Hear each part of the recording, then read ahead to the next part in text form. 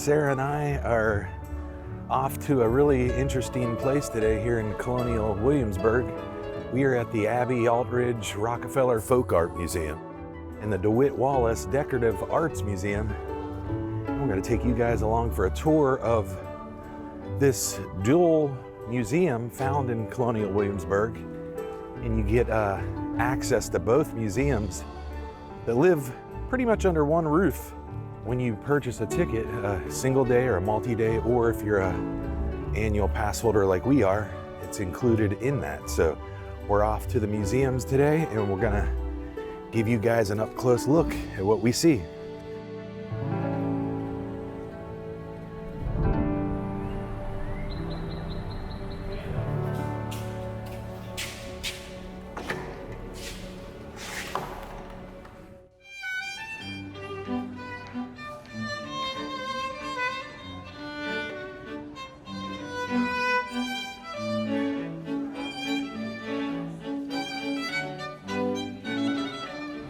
An old watermelon trade sign.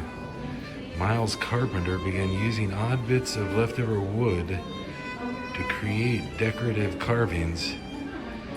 He fashioned this 110-pound watermelon from a single chunk of elm. A pretty impressive engraving on this long rifle. It says an engraved portrait of Benjamin Franklin appears on an oval set into the butt while eagles and stars embellish its curly maple stock. So let's see where Benjamin Franklin's hiding. Where is he? Oh, there he is. Right there's Benjamin Franklin. Over here we've got an old telescope from London, England, circa 1760.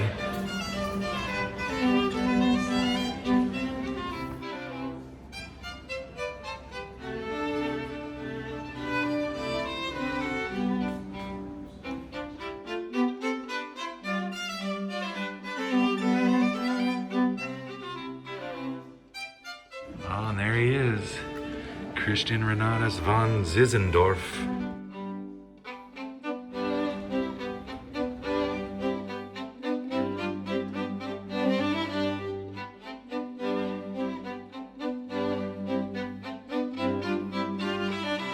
And this is an interesting find. It's a window frame that used to be fixed in the Bruton Parish Church. 1752, the building's east end was extended and this window was placed over the altar. So if I am thinking correctly, this could have very well been the window that as George Washington sat inside Bruton Parish Church, well, George Washington as well as other forefathers of America would have seen the light gazing through this as they sat in a sermon at Bruton Parish.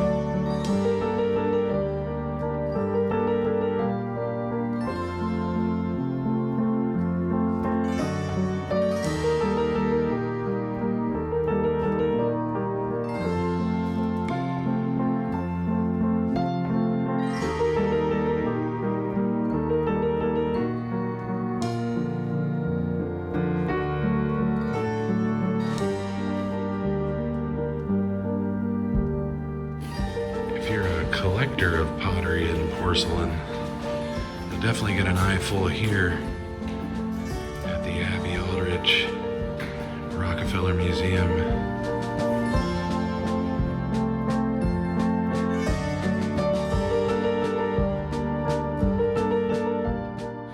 There's some pottery and porcelain with the man himself, Benjamin Franklin.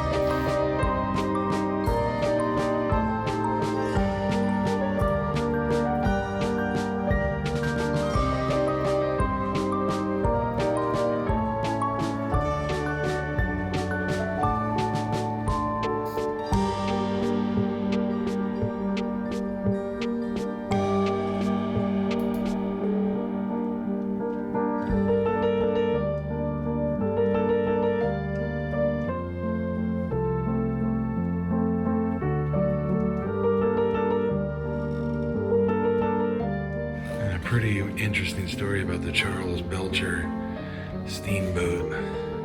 It was actually a superstition that any boat's name that started with an M was doomed to a short life, and the captain discovered that the Charles Belcher steamboat actually began its life as the Magnolia, so he declined to pilot the boat. But then it says his premonitions proved valid, for on her 6th trip the Charles Belcher burned February 4th, 1854, and the disastrous fire quickly spread through the wharf and consumed 5 other steamboats. So the superstition came true.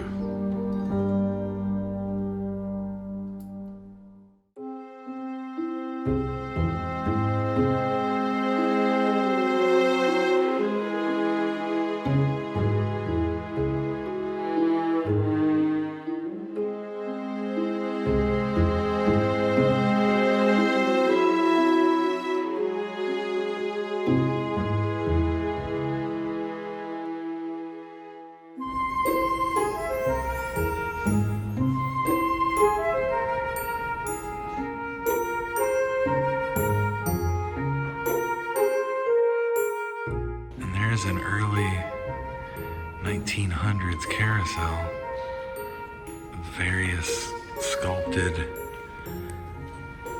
animals that they would ride.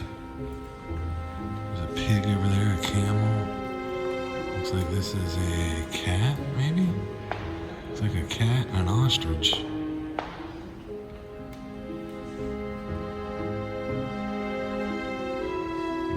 Ostrich were handcrafted between 1903 and 1909, and this is a wall of old weather vanes.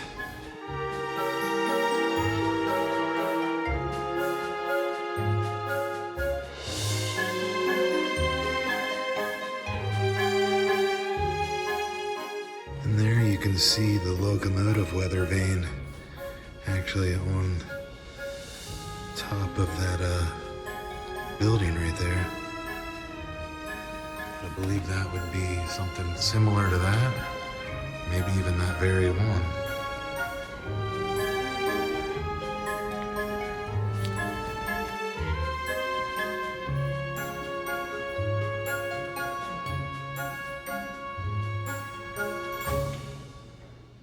And here's an interesting find right here. It's a circus wagon terpsichore that was outfitted on these musical carriages, part of like a almost like a traveling circus of some sort.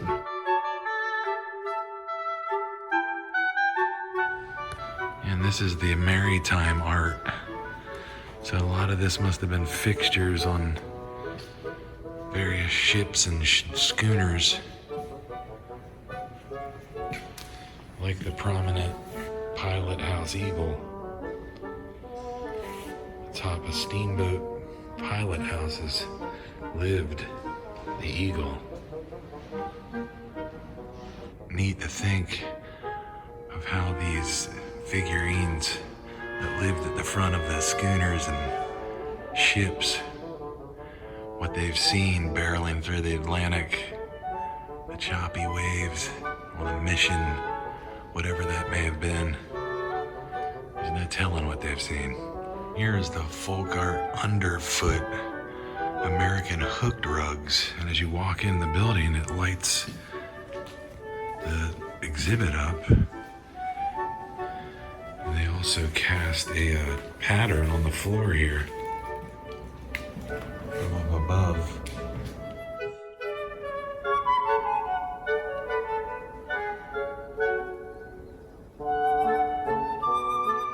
And even in the late 19th century, they were incorporating cats into various pieces, including hooked rugs. And there is the face of one, and here's a mat that shows a cat. It looks like some sort of button eyes there they put into the piece.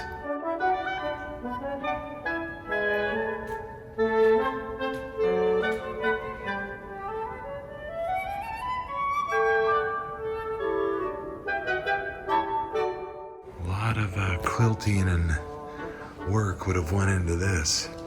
This is red work, it's called. Embroidery quilts were fashionable from 1875 to 1930. I guess that's the handiwork of a red work quilt. And these are considered the Amish and Mennonite quilts. And this is called a pierced mariner's compass quilt. And I guess each one of the emblems in the blocks are different compasses of some sort. An artistic compass. But you'd definitely have to be an artist to craft a quilt like that. Imagine starting off the first thread of a quilt of this magnitude. And this quilt is vaguely familiar with the 80s video game Q*bert. I can see Q*bert hopping along the various steps there. But I'm sure that's not what the quilter was going for.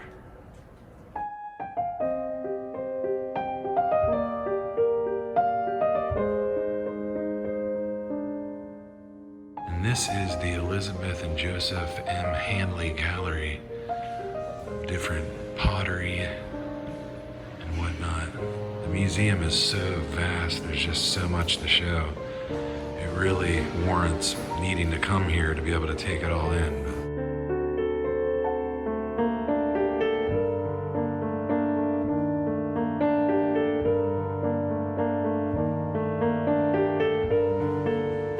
That's Edward Hicks and the Peaceable Kingdoms.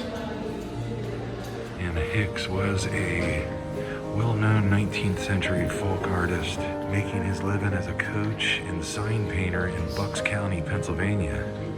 But none of his artworks are as famous and well-known as the Peaceable Kingdom. It had a series of over 6 paintings. And these are variations of his artwork. He would create different renditions of these peaceable kingdoms. As he continued to paint new versions of the Peaceable Kingdom, he began adding a background scene of Quaker William Penn and the local Pennsylvania Indians. Hick admired Penn for his good relationship with Lenny Lenape and considered the Quakers' fair and honest communications a fulfillment of God's peaceable kingdom on earth. These are the different variations of his artwork. A lot of thought and emotion went into each of his Peaceful Kingdom artworks. Aside from the Peaceful Kingdoms artwork, he also had other artwork like the Declaration of Independence. And here's another painting by Hicks of Washington crossing the Delaware. And here is an enhanced black and white detail of the inscription on the painting, bearing his name. And here is an actual portrait of Edward Hicks.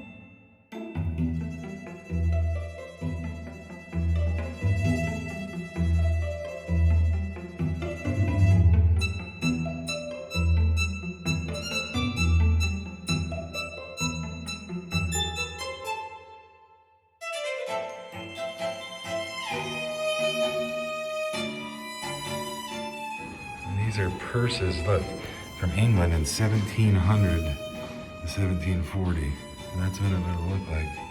And that's from 1600. Oh my gosh. It's pretty stylish. They are.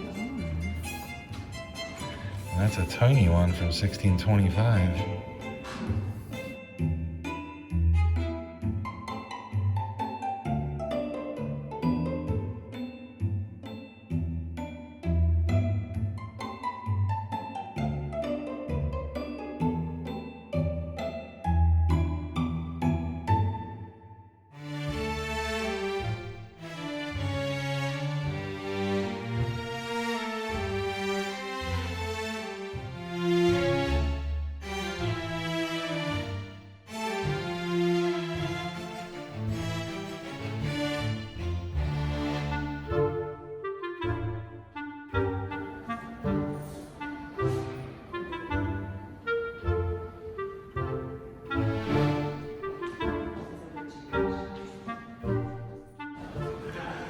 So many different antique chests.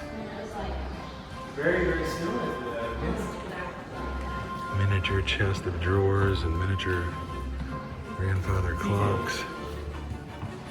This is the pair of armchairs collected by June and Joe Hennage. And these Philadelphia chairs in the French taste were probably first owned by local financier Robert Morris, a signer of the Declaration of Independence. You could never probably get through all the different drawers, chests, and chest on chest they have here. Just so many. All their inlays and handles and keyholes. Got a high chest of drawers, stacked chest of drawers, coffee and tea sets. And over here in the Keeping Time exhibit of the British masterworks lives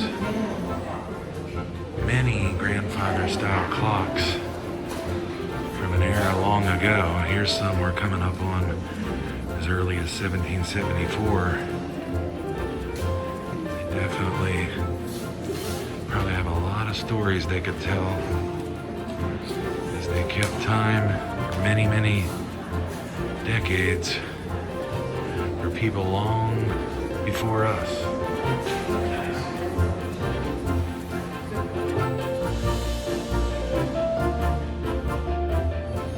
is an old table clock.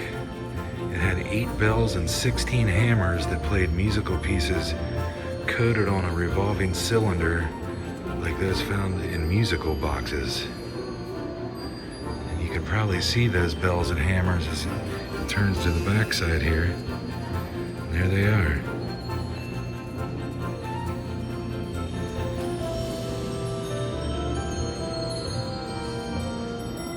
Far too many to accent all of them, but here's one from 1770 in London, England. Really cool looking clock. Yes, you do. There's an old keyhole. Could it be there's some type of storage? I think so, because there's a hinge right there. So no telling what lurks behind that door. And I really like this one. It's got the a sun face in the back. I don't know if that turns as the clock dials, but that is a really neat one.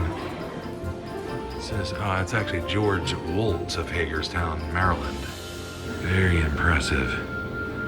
The handiwork that went into that.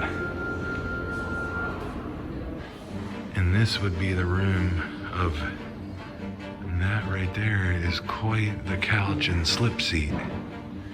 Dated 1819 to 1821. Look at that sled style ending to the couch.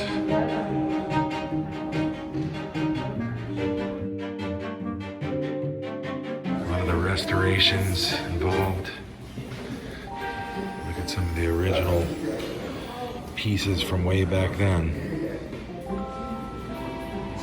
So if you've ever lent an interest to 18th century upholstery options, this is the area of this portion of the museum with all your wax thread stitches. Look, it's actual horsehair that was used as stuffing.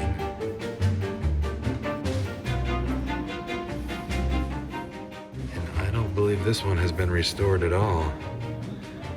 But this is definitely aged and as it was way back in that early date, as seen by the rotating easy chair on display here. There it gives you the breakdown of the different layers with petticoat, plantation corn husk used on the, looks like the arms of the chair, heavy canvas with buttonholes and 20th century casters on the bottom. Such a vast art museum with so much here. Really could take a couple days to go through this and enjoy everything and research and learn. Just so many portraits and paintings.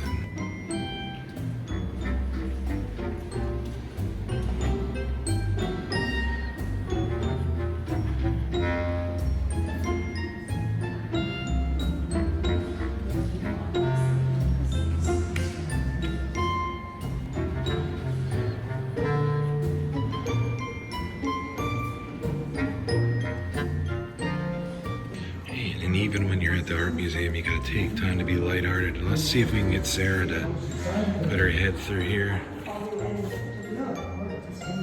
There she goes. It's too small for it. Sarah's a piece of art.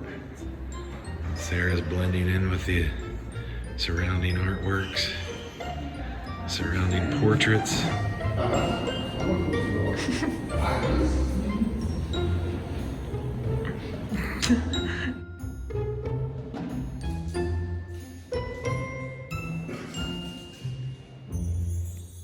And this exhibit right here details the painting conservation of how they would basically restore certain paintings that were degraded and declining in their appearance. And this one right here is one of the many that they did that to, and it's Captain Trent right here to the right, where they did a lot of the retouching to repair some of the dirt and grime and flaking of the paint. And there is the painting restored. And then over on this monitor, they give you a before and after conservation image showing image wipe of the before and after changes. This must be the before, where you see the declining of the image with the flakes, and then it'll wipe over here and show you the restored image after the restoration. And every century has its lovebirds, and here are a couple childhood sweethearts, Charles Robertson and Margaret Peggy Osborne.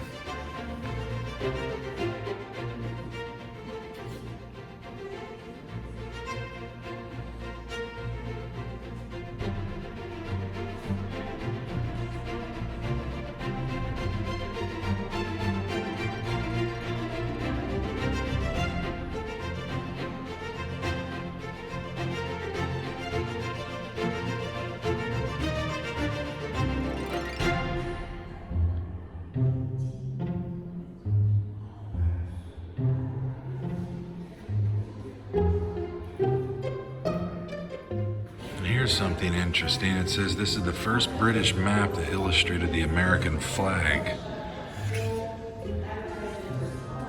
Right here. 1783. So after our independence. So this would have been the first British map where they actually showcased the American flag. And here is one of the volumes of a series of books titled A Brief and True Report of the Newfound Land of Virginia by watercolorist and painter John White.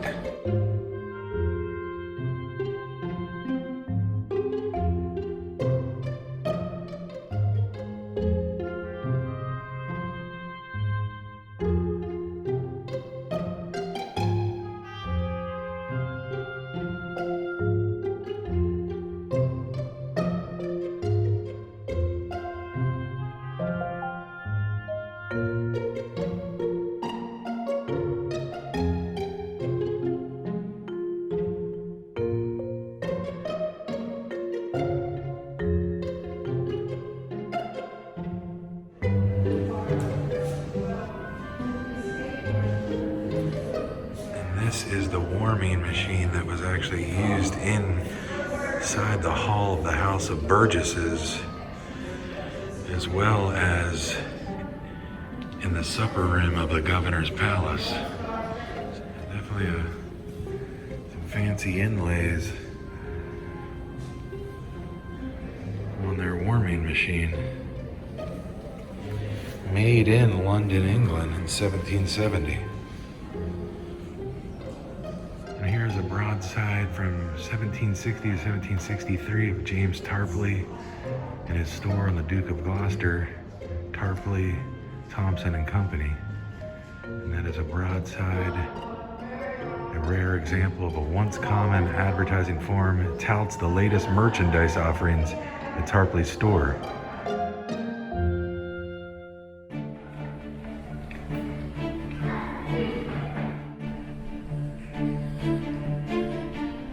Over here is the various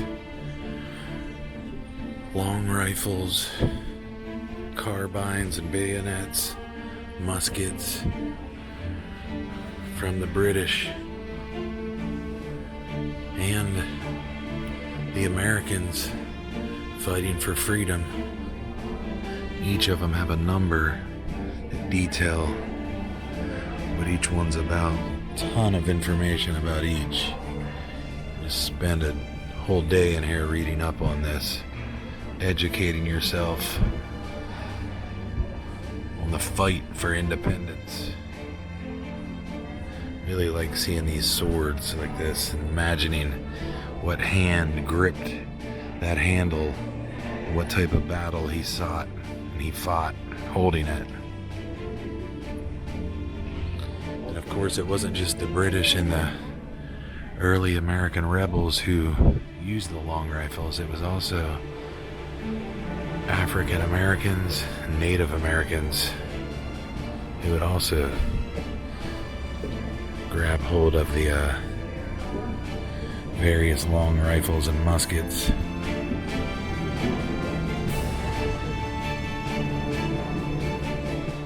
And here is a pattern 1759 light dragoon pistol, number 60. Take a look at it there. That's a sharp looking pistol, and that's a new pistol pattern which was developed for the use by the newly raised British regiments of light dragoons around the time of the French and Indian War. And during the Revolutionary War, it was one of the most common pistols carried by mounted troops fighting on both sides. And have a look at what else a dragoon carried. At number 62 right there is known as a British light dragoon saber. And the saber pattern thought to have been used by the British 16th and 17th regiments of the light dragoons was adapted and improved by several American smiths during the late 18th century. The British light dragoon saber.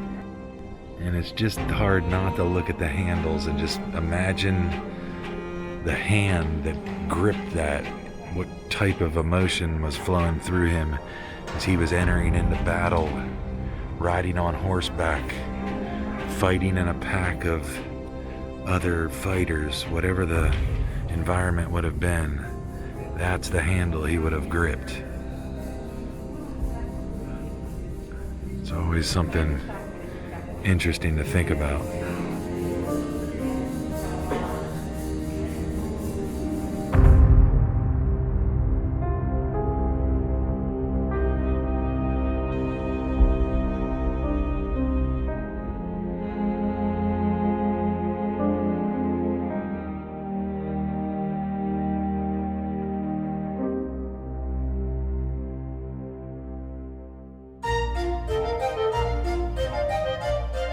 All right, so that concludes our day spent at the Abbey Aldridge Rockefeller Folk Art Museum in the DeWitt Wallace Decorative Arts Museum, and it was definitely an experience that we'll never forget. I would highly recommend spending an entire day in there, especially if you're the type of person that likes to read all of the information involved with each exhibit, because there's a massive amount of folk art and British artwork in there. And it's definitely going to take a lot of time to go through the museum and really intake everything that they show you here, because there's just so much to see. Sarah, what do you think about it? Yeah, I definitely think you would need at least a day to go through just to be able to take in everything. And it looks like they have some kind of presentation in a theater that they do. I don't know if it's always the same thing, but they have some kind of like something that goes on in the auditorium. Yeah, and today they actually had Martha Washington, an interpreter who was Martha Washington, who was in that auditorium area. But just a ton of things to go through, a ton of exhibits, and just a wealth of information and historical value that really going to add to your trip to Colonial Williamsburg. So swing by the arts museums that are included with a single day and a multi-day ticket, or your season's pass for Colonial Williamsburg, and can guarantee you'll have a day full of educational value and a lot of intrigue and interest involved with that. So thanks for coming along with us on this trip around the museum. Hope you guys liked the video. If you did, be sure to give it a like and subscribe to the channel. We appreciate your support, and we'll see you guys soon on the next one.